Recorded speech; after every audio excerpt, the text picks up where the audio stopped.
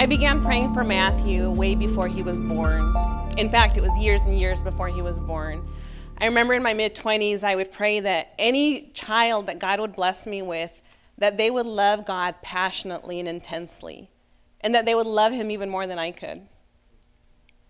When I found out that I was pregnant, about 2 weeks later, I was writing in my journal, and I wrote, "My prayer is that you would be a revolutionary, that you would speak for those who didn't have a voice, and that you would befriend the homeless person that nobody else would look at." As we saw Matthew begin to grow, we saw that he was different, and we had to decide to be different too.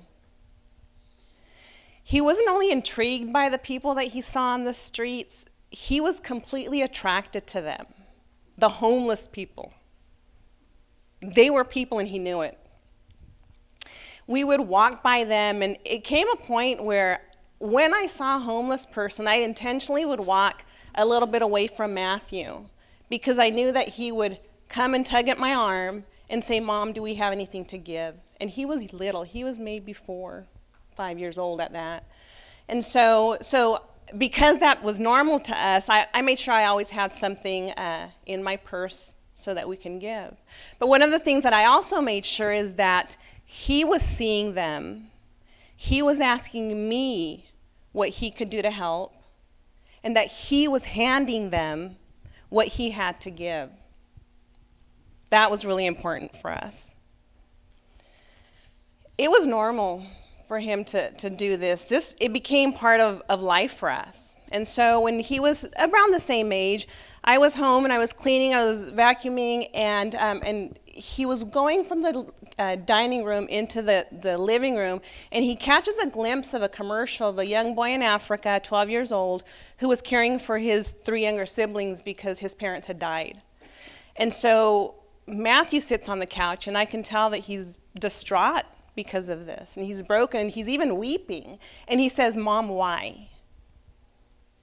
The only thing that I can think of was to share the story about Jesus walking with his disciples in John 9, when they ask, "Is this man blind because of his sin or because of his parents' sin?" And Jesus says, "It is so that the glory of God will be revealed." And he heals him. And I told him that we were now called to be the glory of God. We were called to be his hands and feet for others. Just after Matthew was 7 years old, he met a homeless man that he befriended. Robert was the person that God used to encourage Matthew to start a nonprofit organization. It's for the homeless. It's to help distribute socks and new socks and undergarments to the homeless. And to date, over 22,000 have been donated. It's been amazing, and it's been a lot of work. We've learned a lot through this process. With the sock drive, we had our 3rd sock drive, and I had done a lot of work. It has become somewhat of a full-time job for me between September and December, and we hold annual Socktober drives. So the first year, his goal was 1,512, and he surpassed that and received about 3,000. The second year was about 1,500, and the third year was about 1,000. So I was ready to call it quits. It was too much work for me, and like I said, I already had a full-time job, and I wasn't looking for a second one. But I asked him anyway, "So Matthew, what's your goal for next year?"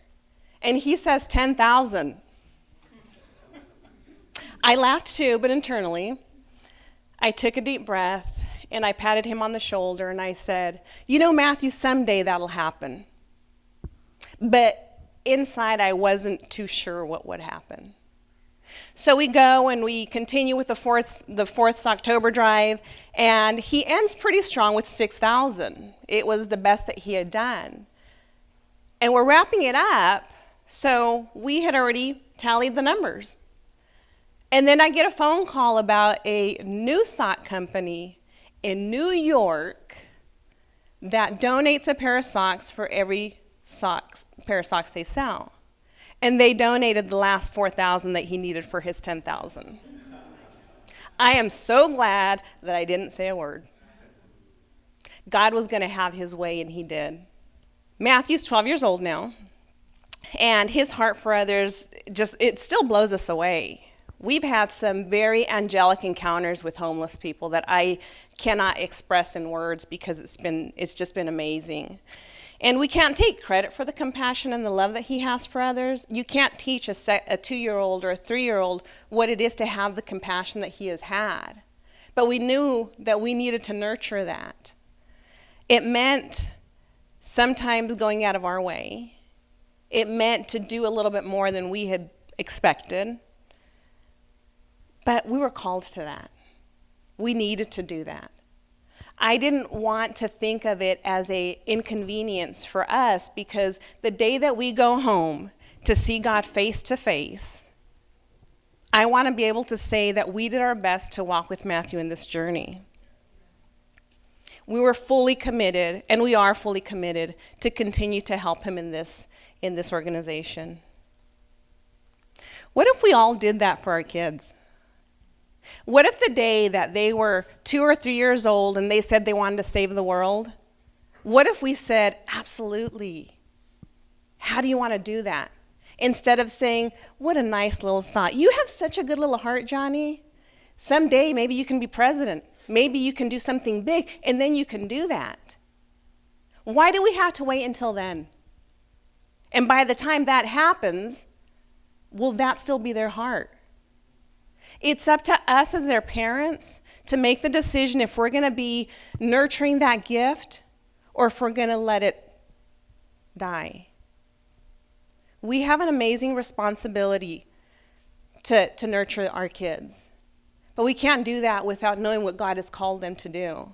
And if we want to do what God has called them to do, sometimes it means staying quiet. I'm glad I did.